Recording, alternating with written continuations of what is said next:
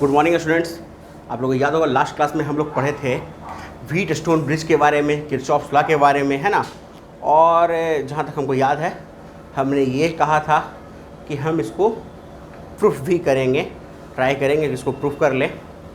और ये इसलिए भी हम यहाँ पे कर रहे हैं प्रूफ, ताकि आपको जब हम लोग करंट में पढ़ाएँ व्हीटस्टोन ब्रिज इलेक्ट्रिक करंट में, तो वहाँ आप बस Q को I से रिप्लेस कर दो, C को R से रिप्लेस कर दो और ये रिज़ल्ट ला सको। और बात हाँ, इक्विवेलेंट का रिज़ल्ट थोड़ा सा बदल जाएगा, क्योंकि उसके सीरीज और इसके सीरीज का जो रिज़ल्ट होता है वो डिफ़र होता है। जैसे यहाँ हमने पिछले क्लास में देखा था कि CP और हमारा CQ जो कि सीरीज़ में था, और उसका रिज़ल्ट यहाँ हमने CP into CQ upon CP plus CQ निकाला था, जबकि वहाँ क्या होता है, ये डायरेक्ट ऐड हो जाता है ना। फिर वैसे ही R और S वाला जो कैपेसिटर है वो भी ऐड हो जाता ऐसे अगर वो रजिस्टर होता तो, लेकिन यहाँ कुछ अलग कंडीशन चला। तो चलिए ठीक है, वो सब हमने देखा था।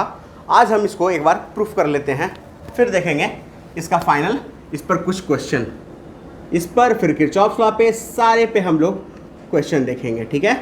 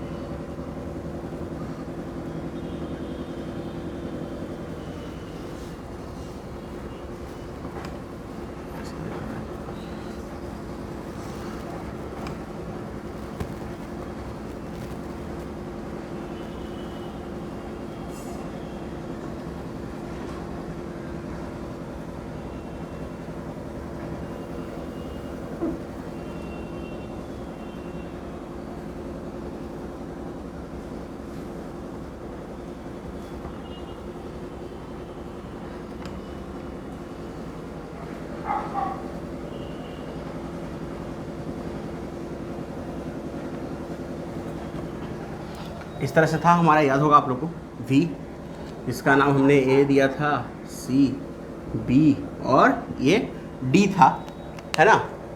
अब यहाँ पर हमने इसको CP माना था, ये CQ था, ये C0 था, याद होगा आपको, CR और ये CS था। ठीक है, अब हमने कहा था कि चार्ज को फ्लो करवाना और इसको प्रूफ करके देखना। तो मान लो हमने यहाँ से चार्ज Q लिया, ठीक है, तो यहाँ चार्ज गया अगर मान लो Q1, तो यहाँ चार्ज क्या जाएगा, Q माइनस Q1, ठीक है, प्लस माइनस। फिर वैसे ही हमारा चार्ज यहाँ तक तो Q1 आ रहा है, वो फिर स्प्लिट करेगा, तो ये हो गया, मान लो Q0 इधर गया है, तो इधर क्या हो जाएगा, Q1 माइनस Q0। और इस ब्रांच में जो चार्ज आएगा इस वाले में, तो Q माइनस Q1 तो यहाँ होके फ्लो होके आ रहा है, और साथ में इधर क्या आ रहा है, Q0। तो लास्टली जो हमारा यहाँ चार्ज मिलेगा वो मिलेगा Q minus Q1 plus Q0। ठीक है, अब हमने क्या बोला था कि लूप रूल लगाना है, और लूप रूल लगा के ये देखना है, जिसमें कंडीशन था हमारा कि किसी एक पार्टिकुलर लूप में टोटल पोटेंशियल 0 होता है। तो पहले हम लोग कौन से लूप में चलेंगे, तो इन लूप आपका ABDA में चलेंगे। किसमें, ABDA में चलते हैं। सबसे पहले A से B की ओर जा रहे हैं। पहला जो कैपेसिटर मिला हमारा CP, प्लस से किधर गए, माइनस की ओर डिक्रीज कर रहा है, तो इसका क्या लिखेंगे, माइनस Q1 अपॉन CP। ठीक है, Q बराबर CV होता है, और V इक्वल्स QI/C। ठीक है, तो ऐसे भी हम लिखवाए हैं आपको। अब इसमें आते हैं, इसमें भी हम प्लस से माइनस की ओर जा रहे हैं, तो माइनस Q0 अपॉन C0। फिर इसमें हम माइनस से प्लस की तरफ जा रहे हैं, तो plus Q minus Q1 divide by CR equals 0। इसको इक्वेशन 1 मान लो। ठीक है, अब कौन से लूप में चलेंगे, BCDB में चलेंगे। कौन से लूप में, इन लूप BCDB। ठीक है, अब BCDB में आइए, फिर प्लस से माइनस की तरफ जा रहे हैं, तो इसका रिजल्ट क्या लिखाएगा, minus of Q1 minus Q0 upon CQ। फिर इसमें भी माइनस से प्लस जा रहे हैं ना हम लोग, चलो ठीक है। तो Q minus Q1 plus Q0 divided by CS। अब इस वाले में आ जाओ, तो इस वाले में हम जा रहे हैं माइनस से प्लस की तरफ, तो प्लस लिखेंगे, तो plus Q0 upon C0 equals 0, equation 2। अब हम बताओ ये क्या कंडीशन लिखाए थे, हीट स्टोन ब्रिज का बैलेंस, हीट स्टोन ब्रिज का कंडीशन क्या था कि CP और CQ का रेशियो और CR और CS का रेशियो इक्वल होगा। लेकिन कब? जब इसमें कोई चार्ज नहीं जाए, V और B और D सेम पोटेंशियल पे हो जाए। यानी हमने मानना है कि अगर Q0 0 है तो वो रिजल्ट आना चाहिए कि CP upon CQ equal CR upon CS होगा। हम Q0 का वैल्यू 0 रखते हैं। चलो Q0 का वैल्यू सब में 0 रखेंगे। इसमें इक्वेशन क्या मिल रहा है हमको, देखो Q0 का 0 रख रहे हैं तो ये तो खत्म हो गया। ये क्या मिलेगा, Q minus Q1 upon CR equals क्या हो जाएगा, Q1 अपॉन CP। इसको इक्वेशन A मान लो। ऐसे तो 3 भी मान सकते हैं, आपकी इच्छा पे है, अच्छा लगता है थोड़ा सा A। अब इसमें आइए Q0 का वैल्यू 0 रखिए, तो क्या आएगा, Q minus Q1 upon CS equals क्या हो जाएगा, Q1 अपॉन CQ। ये इक्वेशन B हो गया।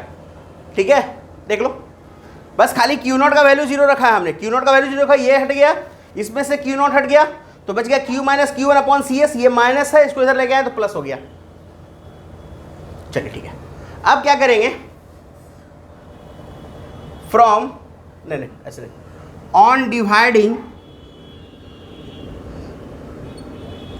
इक्वेशन B बाई A क्या रिजल्ट आएगा।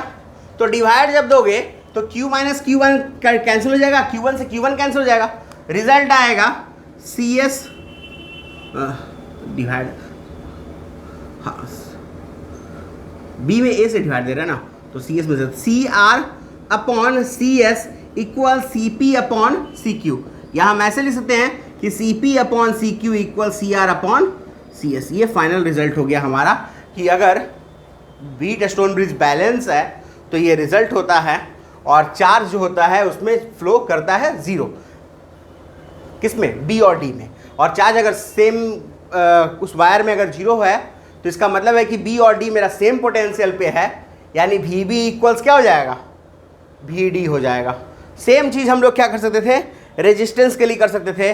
बस करना ये था कि यहाँ से I करंट जाता, I1 लेते, I माइनस I1 होता, फिर I1 यहाँ I0 कुछ भी मान लेते, कुछ भी मान लेते, कुछ आपका I0 भी मान सकते, क्या दिक्कत है। तो I0 I minus I1 plus I0, फिर इसी तरह से लूप रूल लगाते। उसके लिए भी कंडीशन लिखाए हैं हम, करंट के डायरेक्शन और रेजिस्टेंस के डायरेक्शन के हिसाब से, तो उस तरह से अप्लाई करते और आपका ये आंसर आ जाता। तो ये आपका रिजल्ट हो गया। अब हम लोग देखेंगे इस पे बेस्ड जो मेरा न्यूमेरिकल हो सकता है ना, इस पे बेस्ड न्यूमेरिकल देखेंगे। फिलहाल पहले आप इसको नोट करिए।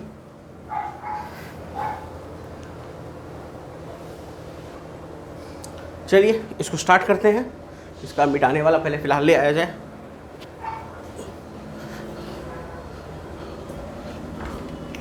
फिर नया क्वेश्चन स्टार्ट करते हैं। ये तो समझ में आ ही गया आप लोग को, ठीक है। इसमें कोई दिक्कत देख लेना, अगर कुछ तकलीफ होगा तो एक बार फिर से रिवाइंड करके देख लेना। ऐसे कुछ खास इसमें दिक्कत नहीं होना चाहिए, इजी है।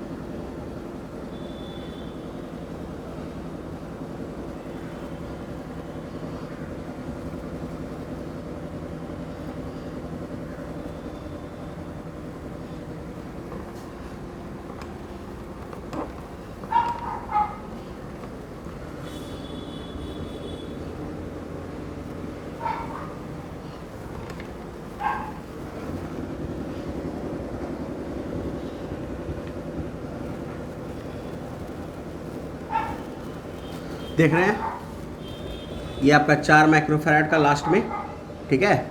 ये मान लो पॉइंट N, ठीक है, और ये पॉइंट हम मान लेते हैं M, और इधर है एक आपका 3 माइक्रोफैराड का कैपेसिटर लगा हुआ, और इसके सामने एक वायर है। और आपको बताना है इसका इक्विवेलेंट कैपेसिटेंस क्या होगा एक्रॉस Mn, है ना। एक्रॉस Mn इसका इक्विवेलेंट कैपेसिटेंस क्या होगा, ये हमको सॉल्व करना है, ठीक है। सबसे पहले बात करते हैं, इसको छोड़ दो, पहले फिलहाल बात करते हैं इस वाले का, जिसमें ये वायर लगा हुआ है। वायर लगाने का मतलब क्या हुआ, हमने कैपेसिटर के दोनों एंड को कनेक्ट कर दिया, ये एक मतलब समझ सकते हैं। दूसरा, हमने कहने का मतलब कि अगर हम इसको सर्किट से कनेक्ट करें तो यहाँ पे पॉजिटिव टर्मिनल होगा और यहाँ होगा इसका निगेटिव टर्मिनल, है ना। बैटरी से कनेक्ट करेंगे तो V और प्लस माइनस, यानी चार्ज जो यहाँ से प्लस Q जाएगा उसको हमने बाईपास कर दिया है। बाईपास कहने का मतलब क्या सही है, एक्चुअली इस वायर में कोई रेजिस्टेंस नहीं है ना। इस वायर में कोई रेजिस्टेंस नहीं है, इसका मतलब कि इससे चार्ज को फ्लो करने में आसान होगा, क्योंकि वहाँ पे कोई रेजिस्टेंस उसको ऑब्स्ट्रक्शन देने वाला नहीं है। तो चार्ज को पॉसिबल वे दो है, एक ये और एक ये, बट वो प्रीफर कौन करेगा, इसको प्रीफर करेगा, क्योंकि ये स्ट्रेट वायर है और इस 3 माइक्रोफैराड वाले कैपेसिटर में कोई चार्ज नहीं जाएगा। अगर इसमें कोई चार्ज नहीं जाएगा, इसका मतलब इसका रहना और ना रहना बात बराबर है। या फिर ऐसे कह सकते हैं कि हमने कैपेसिटर के दोनों एंड को कनेक्ट करके उसको शॉर्ट सर्किट कर दिया है। चीज़ एक ही है, बोलने का ढंग अलग है। बात मतलब इतना ही है कि इस 3 माइक्रोफैराड कैपेसिटर का कोई यूज नहीं है। अगर आप शॉर्ट सर्किट कर दो तो भी वो खराब हो जाता है, और आप ऐसे समझो कि आपने इसको बाईपास कर दिया है चार्ज को, तो भी वो, समझ रहे हैं ना, बाईपास का मतलब समझते हैं ना।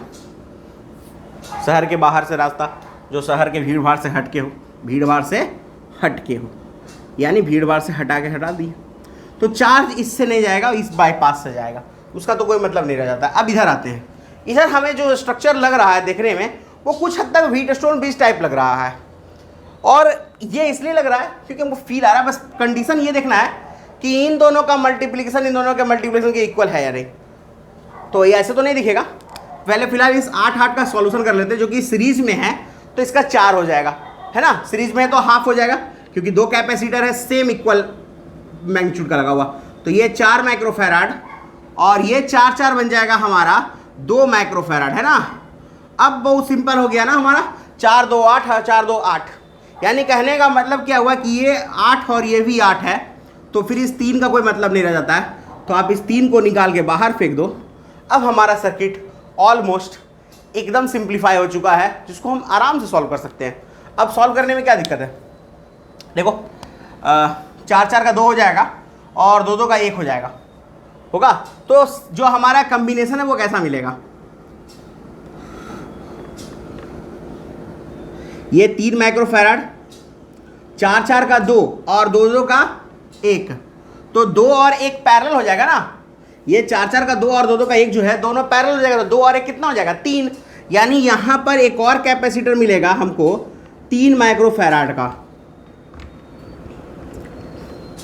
फिर यहां पर एक कैपेसिटर है हमारा 6 माइक्रोफैराड का, इसके पैरेलल में एक कैपेसिटर लगा हुआ है 2 माइक्रोफैराड का, और यहाँ एक और कैपेसिटर है 6 माइक्रोफैराड का, और फिर ये है हमारा 4 माइक्रोफैराड का।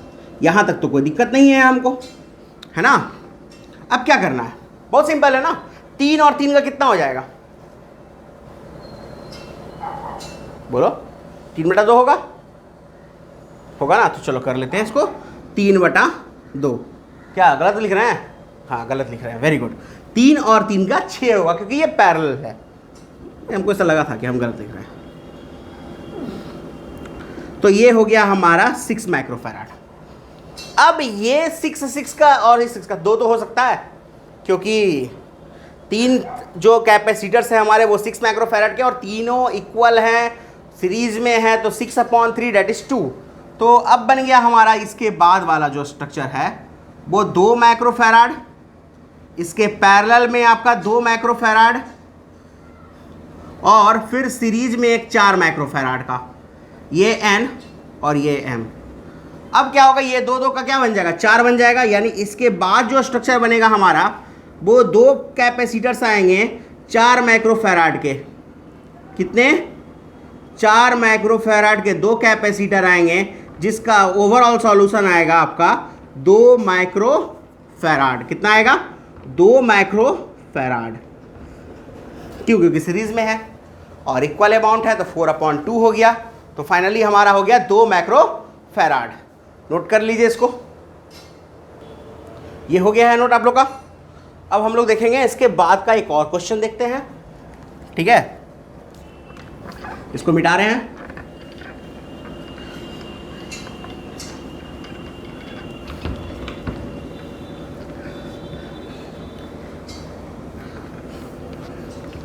देखो, इसको पहले मिटा देते हैं।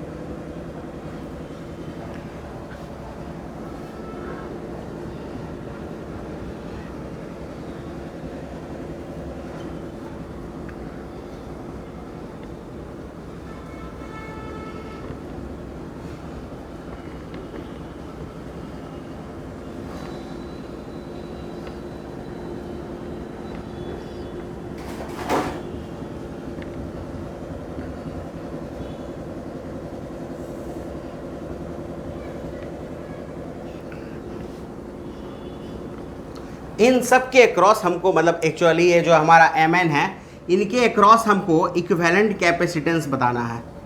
ठीक है, और अब सबका वैल्यू लिख लेते हैं।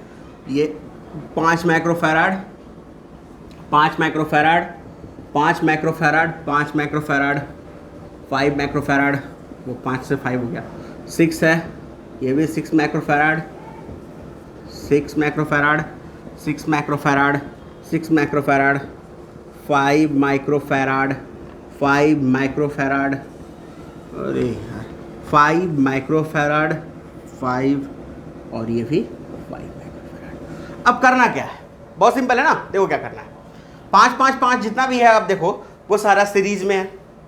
इधर भी वैसे ही आपके 5 माइक्रोफैराड के जितने भी आपको 5 कैपेसिटर है वो सारे सीरीज में है। फिर यहाँ देखो ये व्हीटस्टोन ब्रिज की तरह बिहेव कर रहा है। ठीक है, तो क्या करें, ये गया, इसकी कहानी समाप्त। तो इसकी सेवा समाप्त करते हैं और इसको हटाते हैं यहाँ से। तो अब क्या होगा, अब ऐसा होगा कि हमारे पास 4 अलग अलग ब्रांच हैं। एक में अगर हम सबको देखें तो ये पांचों का कितना बन जाएगा, 1 बन जाएगा। देखो तो 5/5 1, 5/5 क्यों रखे, 5 इसकी कैपेसिटेंस है और 5 कैपेसिटर है सीरीज में। तो ये हो गया हमारा 1 माइक्रोफैराड का। सिमिलरली जो आपका लोएस्ट ब्रांच है सबसे, उसमें भी आपका 1 माइक्रोफैराड हो जाएगा, है ना। अब ये जो बीच वाले 2 ब्रांच हैं, ये 6 और ये 6 का आपका 3 हो जाएगा, है ना। तो 2 कैपेसिटर मिलेंगे हमको 3 माइक्रोफैराड का यहाँ, और इसके पैरेलल में ही एक और मिल जाएगा हमको 3 माइक्रोफैराड का। और ये पॉइंट है हमारा M और ये पॉइंट है N। जो लास्ट कैपेसिटेंस हमको मिलेगा M और N के बीच का, वो कितना मिलेगा, बहुत सिंपल है, सारे पैरेलल में है तो 3 3 6 5, 6 और 2 ही ना, 6 2 8, 8 माइक्रोफैराड का। नोट कर लीजिए इसको। नेक्स्ट क्वेश्चन देखते हैं। ये हो गया नोट आप लोग का, समझ गए। इसमें कुछ खास नहीं था, बस इसमें से 3 हटाना था और मतलब ये 6 हटाना था, बाकी आपको सीरीज पैरेलल का खेल था और क्या। चलो अब एक और क्वेश्चन देखते हैं व्हीटस्टोन ब्रिज पे। फिर इस पे किर्चॉफ लॉ पे और भी कुछ यूजेस देखेंगे, कुछ क्वेश्चन देखेंगे। वो जो शॉर्ट सर्किट का किया था हमने, उसमें भी कुछ क्वेश्चन हैं आप लोगों के बुक में। देखिए ये है आपका 4 माइक्रोफैराड का, ये भी दोनों हैं आपका वही 4 माइक्रोफैराड का। बाद में देखेंगे। ये है 4,